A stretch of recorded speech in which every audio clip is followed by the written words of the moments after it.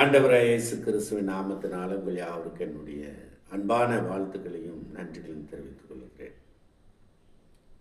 தலை குனிந்து பணிந்து கொண்டு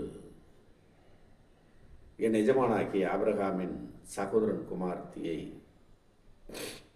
என் எஜமானாகிய ஆபிரகாமின் குமாரனுக்கு பெண் கொள்ளும்படி என்னை நேர்வழியாய் நடத்தி வந்த தேவனாய் கர்த்தருக்கு ஸ்தோத்திரம்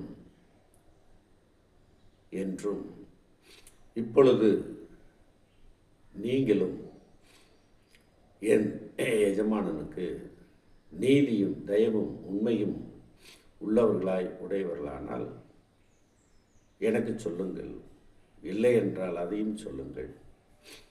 அப்பொழுது நான் வலதுபுறத்திலேயாகிலும் இடதுபுறத்திலேயாகிலும் நோக்கி செல்லுவேன் என்றும்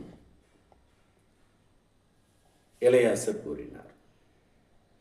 அப்பொழுது லாபானும் பெத்துவேலும் பிரதியுத்தரமாக,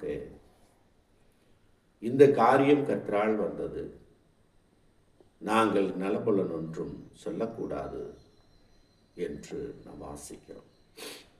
தேவன் ஆபிரகாமின் வேலைக்காரன் எலெயாசர் மூலமாக தூரமாக இருந்த லாபானுடைய பெத்துவேலுடைய குடும்பத்தை கண்டுபிடித்து அவருடைய பெண் ரெபெக்காளை ஈசாக்குக்கு மணம் முடிக்க திருமணம் செய்ய தேவனுடைய திட்டத்தை இதன் மூலமாக நாம் அறிகிறோம். அவர் வெளிப்படுத்தி இருக்கிறார்.